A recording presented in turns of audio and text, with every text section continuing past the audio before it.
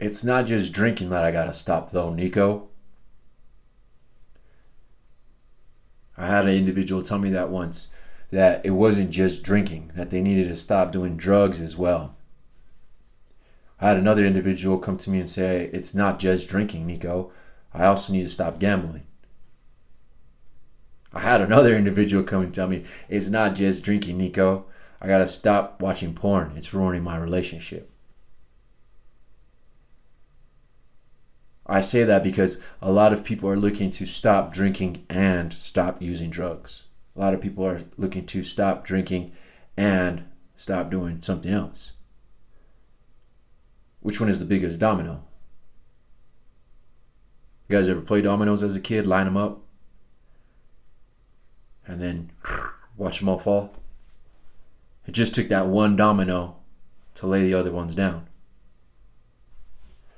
What I learned is that I need to identify that big domino, that first domino, so that all the other dominoes can fall down too. What domino is it that needs to stop?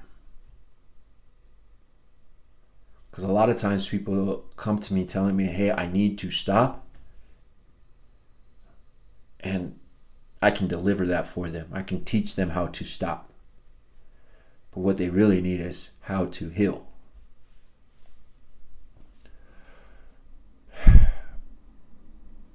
Drinking and gambling, drinking and porn, drinking and drugs. They're tied together because there is a hurt that is inside of us that we have not addressed yet. Here's a clue. A lot of times it stems from some sort of event that happened before we were able to actually process it. It's too much for us. Sometimes it's the feelings that are too much for us. One of the clients that I worked with, he had to stop drinking and stop masturbating. He wanted to focus on the external, the physical portion of jerking off.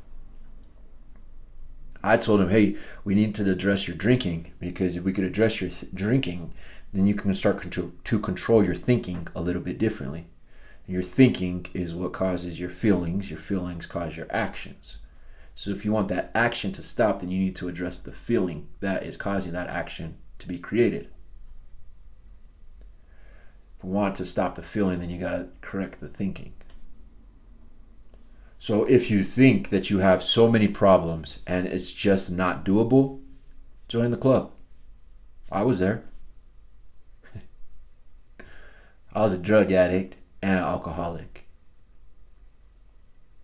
There was no way that you could think that there wasn't a substance around that I hadn't taken. There was no way that I wasn't going to live life without a substance or something inside of me. There was a hurt that I hadn't dealt with. So the relationships, the health issues, the money problems, all of those fell down when when I addressed my drinking. When I cut down my drinking, a lot of my problems went away. When I removed my drinking, a lot more problems went away and a lot more solutions appeared.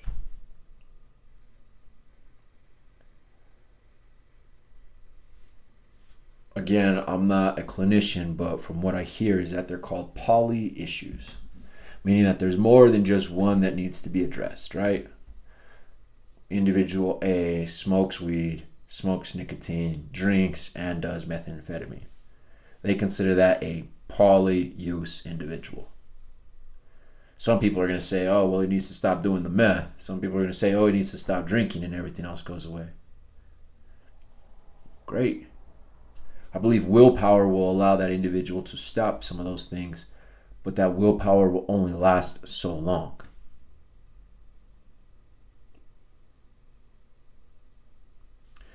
Stop drinking and heal yourself is what it should be.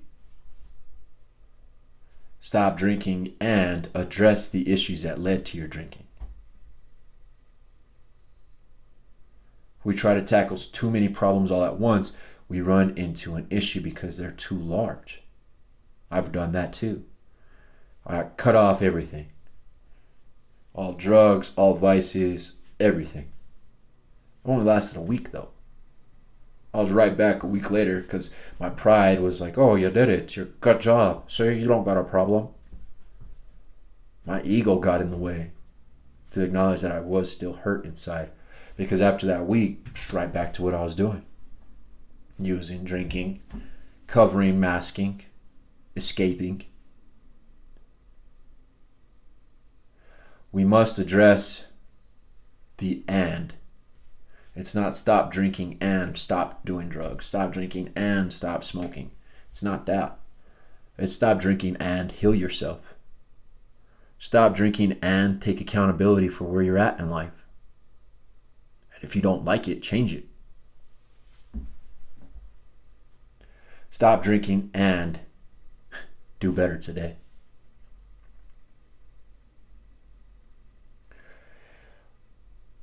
Again, for me, the way that I stopped drinking is I set specific goals that were measurable, achievable, reasonable, and time-bound. I learned it from business class that I was at. And I just applied it to my drinking.